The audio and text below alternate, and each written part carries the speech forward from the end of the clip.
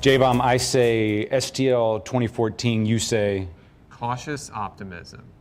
Okay, very good. Jason Rosenbaum, now from St. Louis Public Radio, back on the show, joining us tonight. Thank you very much. Start us off here. Tell us what else is in your crystal ball for our region. And I want to be clear, when we say St. Louis tonight, let's just make this a blanket statement like the beginning of a contract. Heretofore, St. Louis, in most respects, will mean the region, unless otherwise specified. So this is not a city-only conversation. But when I say St. Louis 2014, what else are you seeing in the future? Well, St. Louis obviously has a lot of challenges with crime, poverty, and frantic competition with other similar-sized cities, but it also has a lot going for it. We have a thriving entrepreneurial spirit that can be seen in T-Rex and a lot of startups in and around the Danforth Plant Science Center. We have new retail establishments that were announced, I guess, on the tail end of 2013, like IKEA, which will probably have a groundbreaking with an opening in 2015, as well as a Whole Foods, which I think is coming to the Central West End. And with the overall economy seeming to be on the uptick, I think St. Louis will kind of follow with the rest of the national economy, and you may see economic opportunity kind of come in with an economic upturn, so to speak. So those are pointing to larger, those are indicators of larger trends, do you think? I mean, for instance, the IKEA in Midtown clearly doesn't just tell us the state of the economy in Midtown St. Louis. Well, I think it's a big deal because, if anybody has been to a Chicago suburban IKEA, I can tell you that when you walk in there, you leave with $600 or $700 out of your pocket. I know this for a fact that just happened to me.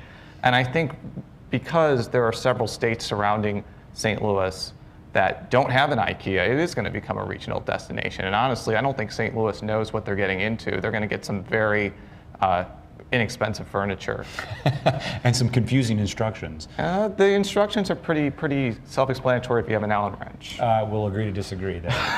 Okay, something that got a lot of coverage at the tail end of last year, Boeing was the wooing of Boeing, as I like to say. Or Bombardier Part 2, as I like to call it. Fair, I like that as well. But what hasn't gotten much coverage is we didn't get it. What does that say about anything? Well, I mean, the reason we didn't get it was because of an unusual labor revote that kind of happened, and we don't have time to get into that. We have much more in Seattle, where the jobs are now going to stay. I don't know really what to glean from that. I mean, some people are trying to draw larger conclusions about that, but I think in reality, it was a low-risk, high-reward venture that, if Missouri at least made an attempt, they really didn't have much to lose except maybe the couple $100,000 they had with the special session. And it's possible that Boeing could look at Missouri and St. Louis more favorably, especially when it comes to defense projects, because they made this effort. So we'll have to see if that pans out in 2014 as well. Did they show their hand at all in Jefferson City that, oh my gosh, they can actually get along and maybe do something productive? Well, the reason I had that awkward Bombardier Part 2 is because this has happened before in 2008 when the Missouri legislature was trying to woo Bombardier to Kansas City. There was all sorts of bipartisan agreement there. There was a package that was passed. Everybody was really sure it was going to happen, and it didn't. And I think there was a little bit more skepticism and cautious optimism, to bring me back to that word, about Boeing in this instance, but the result was pretty much the same, hence Bombardier Part 2. Part 2, that's the number 2 in French. I hope I'm saying that right. I took fine. Spanish. That's good. Très bien.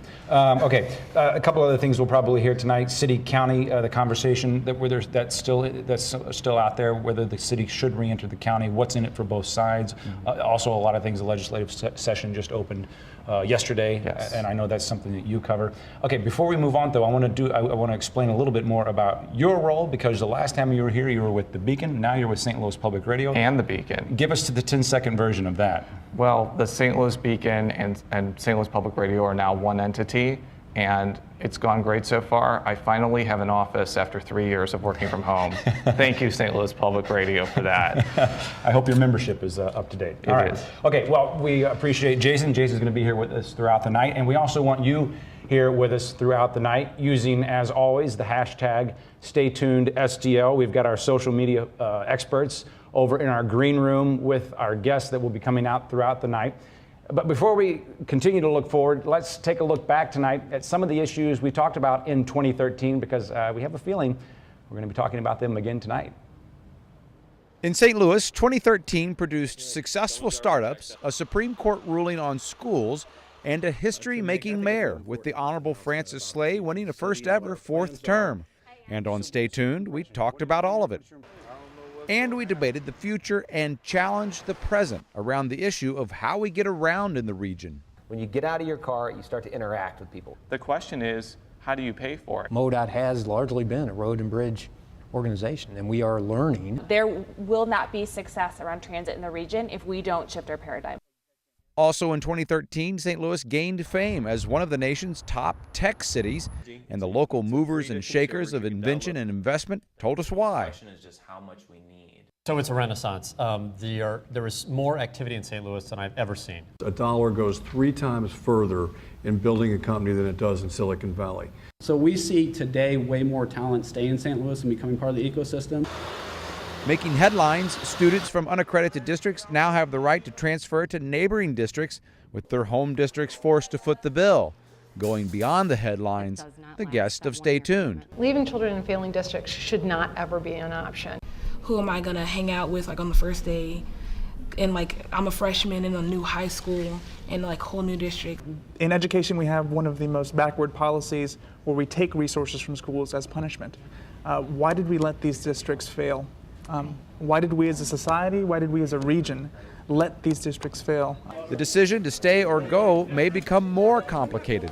Lawmakers and school leaders could rewrite the transfer law early this year. And are we really better together? Is the possibility of the city and the county becoming one still on the table? This is not a silo. The city doesn't sit by itself. Yes, we're 8 counties or however many counties. Yes, we're this many communities, but altogether, we are one St. Louis region. Also, we know we're not building Boeing's new planes, but we are building an IKEA. Tonight, we're asking the question, what else does 2014 have in store for St. Louis?